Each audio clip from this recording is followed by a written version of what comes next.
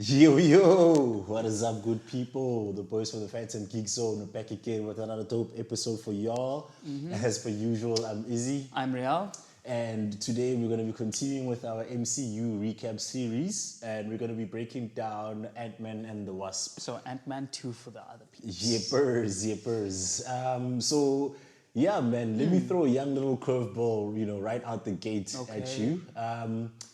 Ant-Man, watching this movie, I couldn't help but ask myself literally the entire time that, look, the origin story is one thing, you're giving a background, you're setting the tone for the character, cool. But beyond that, I was like, do we really need any more Ant-Man movies? Because there's the general concept, and I mean, doesn't matter what character you're talking about, the answer isn't necessarily a no. It's more a matter of, okay, what story are you telling and how are you going to execute it? But keeping in mind this particular story and how it played out, and also the third movie and how that played out, I'm just like, look, Paul Rudd, sweetest man in the MCU, love the guy to death. Mr. Timeless himself. I mean, also one of the sweetest guys in Hollywood, period. But I don't know, dog. Like, just what's your take on that particular element? I think when you say it now, Yeah. I tend to agree. Yeah. And the reason being is Ant-Man's sequels, they haven't really lived up. Nope. This one, obviously, we'll get into it, but I think, just from watching Ant-Man sequels, they're more as a placeholder to introduce concepts to people rather than they are to tell Ant-Man and his universe and his story. Because this one, obviously leading into what we're going to be talking about, post Infinity War, is the quantum realm, and the quantum realm is now time travel. The whole crux of Endgame. So that's kind of what it felt like to me. It was more of a introduction of a concept rather than a telling of a story. And then it's like we said with other stories before, it suffered like from a Captain Marvel situation, whereas there were too many not fleshed out stories. So yes, you had them saving the mother, then you had Ghost wanting to cure themselves, and then for some reason you had what's his name, Sonny Birch, Walton Goggins. Which if you're going for that type of more comedic type movie, which Ant-Man seems to be, great, but it doesn't add. Exactly. And that's my issue, right? And on the notion of adding, I'm not saying, look, of course, all these movies, they tie into some or other Avengers story. I'm not saying everything needs to necessarily feed into it directly, but at the very least, I want you to work as a standalone. You either feed in well into the bigger movies or you do your own thing separately, and that's that. And I don't think these guys managed to do that successfully. If anything, it also shows the impact that Edgar Wright had on Ant-Man 1. Just a quick little recap on there. He was working on the script for about 10 years, and also just a shout out, like if you don't know Edgar Wright, Shaun of the Dead. Cornetto trilogy, so Shaun of the Dead, Hot Fuzz, World's End. And then Scott Pilgrim vs. the World, so he knows how to do an ensemble cast. And Baby Driver as well. Baby Driver, yeah. And he's so one of those really good, fun movies, I would say. And he's like an auteur, writes, directs, has his own distinct style type of thing. So again, the quick recap, right? He worked on the first Ant-Man script for about 10 years. And also, whenever you say 10 years, I mean, there's a lot of directors you could say that about as far as their movies and all that. It's not literally, 10 years, editing your script and whatnot. You move on to other movies. So you this make was other movies. like his passion project then? Yeah. There's like an in and out sort of thing, but it took place over about 10 years. Then by the time it came to the now time to make the movie, creative differences to try and keep a long story short, because Marvel always has a big vision, especially since being absorbed by Disney. There's a big vision that they're working towards, and then our tours in particular tend to struggle as far as how they fit into that whole thing. So he left the movie and it ended up being directed by someone else, but they still used the bulk of his script. And you could tell from the way they even filmed it, they were using his stylistic elements as well. So now with none of that being included over here, there was quite a drop in quality that one could pick up on. So I just need to establish that as far as what's maybe your take in terms of, the character necessity. Because if you think about it, the Hulk is, of course, one of the most popular characters, in the Avengers. He only has one solo movie, is his origin story, and that's it. Yeah. Granted, it's more because of the student rights issues, which is now resolved. So we don't know if they're gonna force a Hulk movie or whatever. But I'm like, we don't need it, dog. Yeah. Integrate him into other stories and keep it at that. To your point, they introduced a quantum realm and time travel concept. We don't need a whole movie to do that, especially if the movie itself isn't going to do it in the most exciting manner. Like, if we're being completely honest, we've seen so many time travel movies. They themselves spoke about the time travel movies. In Endgame, it was in another movie, but that notion is recognized in the MCU. So there's nothing new that you could teach us. It's a matter of either bring something special or don't bother. Yeah. And I don't think they brought anything special. Yeah, it's just that weird limbo where you don't really feel anything for anyone. Nope. And any of the storyline could have just been a conversation had between understanding adults. That is one of my biggest peeves with it. The fact that none of this needed an entire movie. You could have just done exposition or whatever. What is it? For me, it's Ghost. I'm like, Lawrence Fishburne, talk to Hank Pym, tell them the story, we figure out together. And then Hank Pym will solve it. Yeah, just as he was trying to do by the end of the movie, But it's like they say, like, hey man, this meeting could have been an email, as far as the corporate world is concerned. And I feel pretty much the same about this. But okay, we do then agree on that. Yeah. Let's then flesh out, a bit deeper as to the whys of it all in terms of why we feel the movie didn't necessarily work as well as it potentially could have. Some of the glaring issues on your side? Yeah, for me it was the story, and then like there was a lot of moving parts, but they didn't fit into each other. Yeah.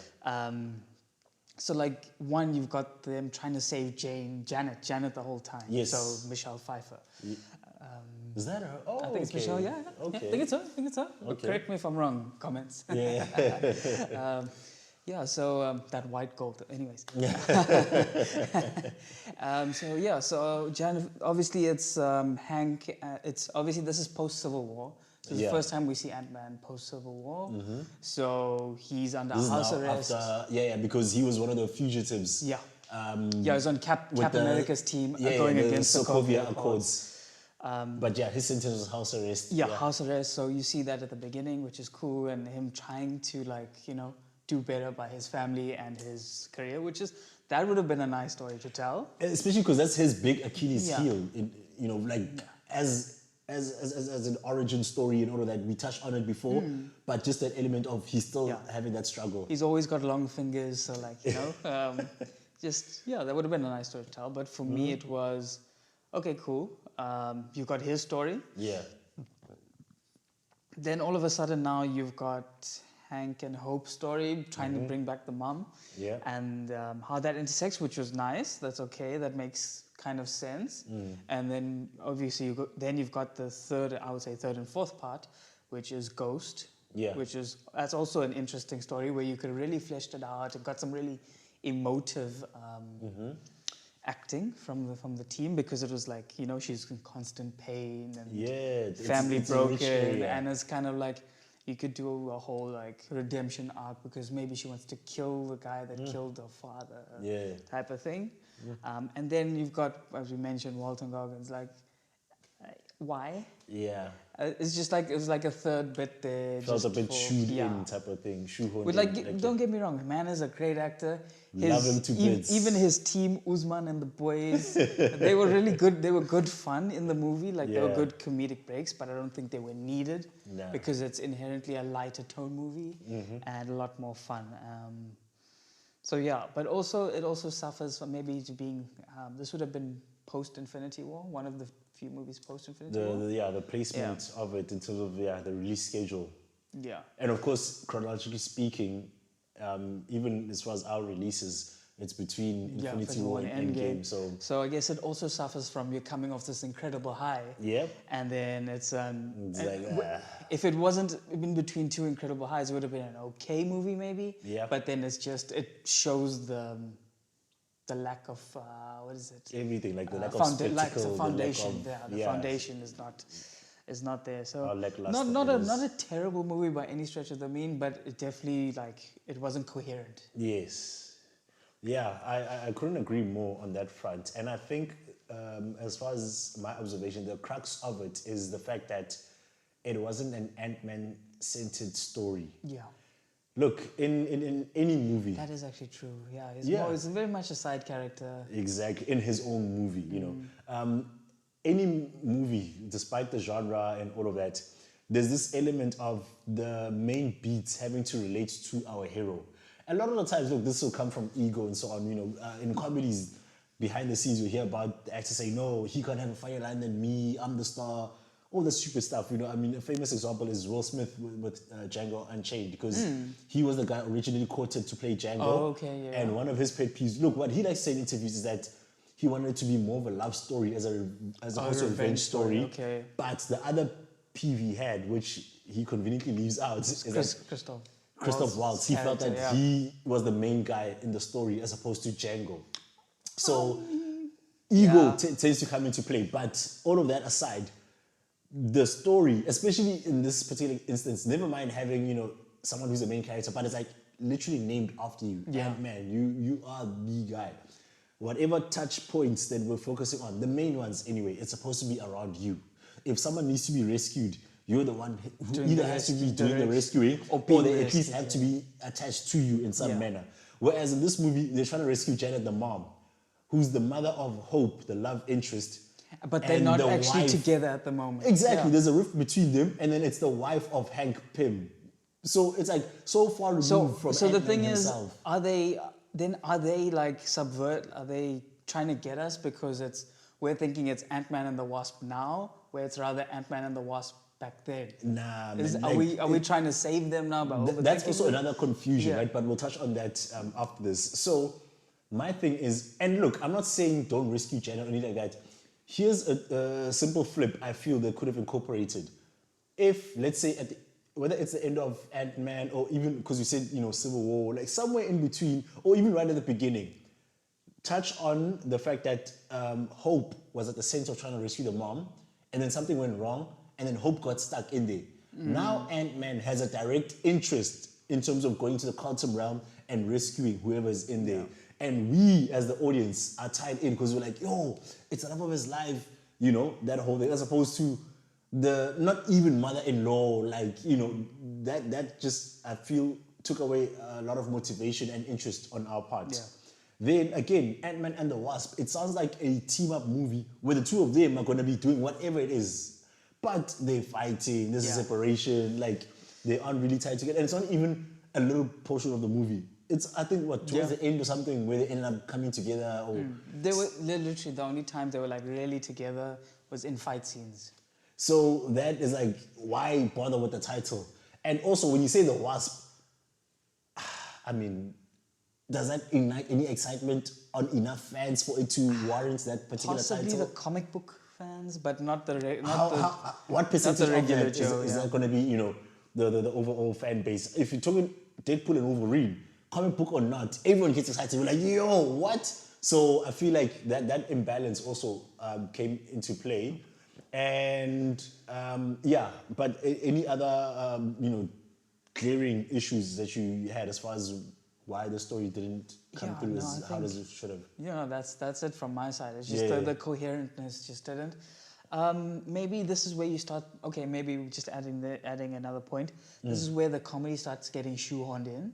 Yeah. So like you have this really like serious scene, the big reveal, or one of the big reveals. You know, Lawrence Fishburne is the guy who like is kind of a bad guy in a sense. Yeah. And then they fucking video call, and then a video call in like, you know, I don't know, like why? No. And even the way they like incorporate it, like, you know, because for me, you talk about the scene where he had them hostage, right? Yeah, the hostage is literally like he's gonna get stuff from them, and then there's the phone rings. Okay, cool. But then to actually answer the video call and actually like have a whole conversation while you're being taken hostage. My bigger issue with that is, and I saw it a couple of times, I'll see if I can remember the other example, is the fact that having the comedy is one thing, but they took it a notch or three too far, where they stretched it, a bit. I mean, even that scene, it's sort of compelling, right? These guys are captured. Yeah. There's a phone call from, what was the 911 text from the daughter. So he's of course going to panic, like, hey man, let me go. My daughter needs me. But and whatever. he never once thought that. He always thought it was just his daughter. Not like, oh, they could be, my daughter could be in trouble. But you see now, the thing is, they don't play into that, which is kind of my point as well. It's like, you don't play into that, you gotta choose the comedy route, and once you jump into that, you extend it a bit too much as well. So I was like, yeah, not even inconsistency, but it was just unnecessary. I'll leave it at that for now. But there were certainly a couple times where they did that, which also for me highlighted the missed opportunities where that is concerned. Look, play around with the concept of that whole whether it's shrinking or enlarging, the atom shifting, if you will. The one scene I feel they did brilliantly is when there was a little chase scene that took place. Then Antman, because he had been struggling with that old suit, right? So he then grabs that little half lorry and he rode it like a skateboard. I'm like, that is a comedy. Conceptually, exactly. It fits into the character. Exactly, right? It speaks into that shrinking and enlarging concept. There's a bit of comedy, but it actually works. Yeah. Whereas a lot of the times they either did some lowbrow comedy. Lowbrow, or they tried to copy what happened in the first movie, but didn't do it as well. Exactly, which is then to my earlier point around... copy with low toner. It's then to my earlier point around missing Edgar Wright's influence, around the whole thing. So, yeah, man, overall I feel like... but maybe before we hush on a little too hard, if we haven't already, on the movie, some of the positive elements that you felt came through.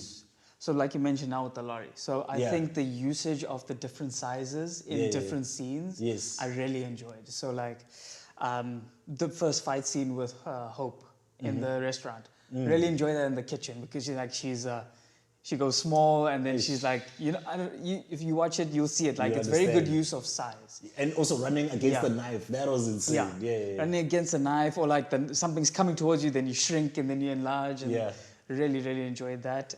Also, must give credit to the car chase. The car chase I really enjoyed the car chase. In general, the car chases overall were among my more favorite elements. Car chases, the action scenes as well, just because of the dynamic of being large and small and being quick with it.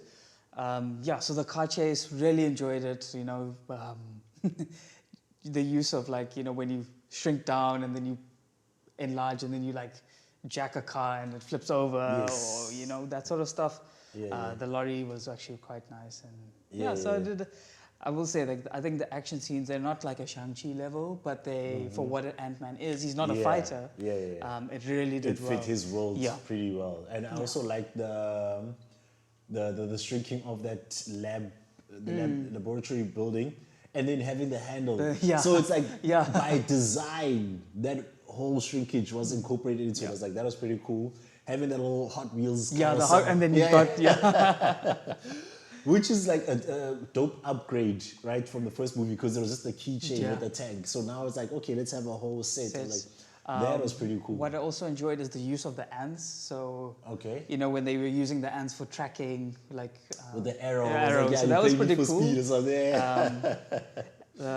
And then I give shout out to the running joke about Antonio Banderas. Oh, naming your ants. Really badass. So the usage of the ants, even just using them as guards or as Scott's double. So just the ingenuity of using the ants, which was quite nice to see.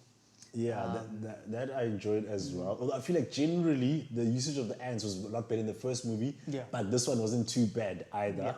And then just to go back a little to the not so great elements, speaking of the usage of the ants and extending of a joke, when he was calling on ants before he found Antonio Banderas. Oh, the seagull. The seagull. There were 3 or 4 in total, and I'm like, 1 or 2 was perfect, and then you now, ruin the joke by overdoing it basically. Or what is it, Randall Park, eh? His character, Wu. Like Wu in every scene being the idiot. Yes. He's an FBI agent. Like, he's not an idiot. Dumbed it down a little too much. And I mean, it's one thing to do the, bait and switch as far as, we think he's here, he's not really there. But don't make the guy an idiot at the end of the day because, that, but also, I mean... It's Randall Park. Sorry. It's Jim Krasinski in the 90s. It's always nice seeing John him, Krasinski, man. Jim Halpert, my bad. I thought you were amalgamating the two, actually. So, that's why I let it slide. But if it works for you, it works for you. It's always a good time seeing him. Speaking of which, they could have done a bit more with him. Yeah, if you want to have him in the movie, then, I mean, make him a bit more present. The family seemed like a weird shoehorn. Hey, like the ex-wife and the daughter. The daughter makes sense, but I know what you mean. The ex-wife and the husband. Yeah, all of a sudden the husband like, hey, buddy, what's going on? I'm like... Okay, yes, maybe it's from the first movie, but that's Dog, fine. Even if they got along in the first... At most, you're going to be civil. You're not going to be all buddy-buddy with your girlfriend's ex-husband. Like, that is just... Especially without it being properly justified. Yeah, man. like, you know what I mean? It wasn't like a cheating situation. Like, she just left him because he was in jail. Yeah, so I'm like, nah, man, that was just, But again... That's the thing about having a separate team of writers between two movies. There's going to be disconnect, a major disconnect in terms of even the character motivations and portrayals. Speaking of which, your take on Ant-Man's team, T.I., Michael Pena, and the other homie. Yeah, we know other homie. What is it? The we know polka dot guy. Man. Yeah. Look, they're always good fun. They were the people who were supposed to be the comic relief. The comic relief. Yeah. They were the comic relief, but there were so many other comic reliefs. They didn't shine as much. Yeah. Always like the the storytelling. Yeah. But I don't think it hit the same. Nope. Yeah. Again, that for me was an additional reason. Because I saw it across many aspects. I'm like, Edgar Wright, without you, man. There are a lot of things that actually fell short. Yeah, because that's kind of like Edgar Wright's signature, the like telling of a story and then cutting to the scene and cutting to the scene. And cutting to the both visually, but even just how it's expressed through the dialogue. So look, they fit their purpose. They got some time to shine, but ultimately it didn't hit as good as. I felt they diminishing both in terms of just the portrayal, but even in the screen time. I mean, for some reason, Michael Pena wasn't the guy carrying the whole team. The other two, T.I. and the other homie, like, now and then they appear. I'm like, it felt, way weird and disconnected for me. But any other elements to just tie a bow on the things that you enjoyed from this movie that you want to touch on? When we were in the quantum realm, visually stunning. Yes. Visually stunning. So just how they developed that concept and brought it to film. Thoroughly enjoy that. And I think that's it for me. I also liked Michael Douglas, man. I mean, for me, course, he's like OG. He's an OG. Every time he appears, he does his thing.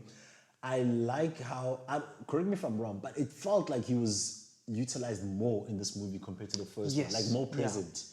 And with him being such a G, like it'll never be a bad thing to have a lot of him. He's a great straight man for Scott Lang's Yes, idiot. that too. Yeah, that too. Because he's like the one scene is like in the cars of, you can stop staring at my daughter. Yeah.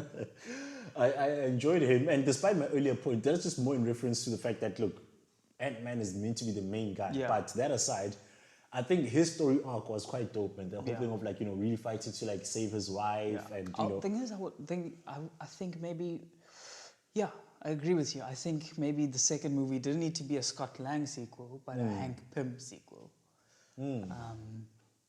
But now, are you saying it should have been then a Hank Pym sequel? Yes. Okay, so you're saying even on that front they didn't necessarily hit it on the head. Okay. I think it should have been because he's still Ant-Man, but now. One, you surprise the audience by showing us a whole different, the subversion.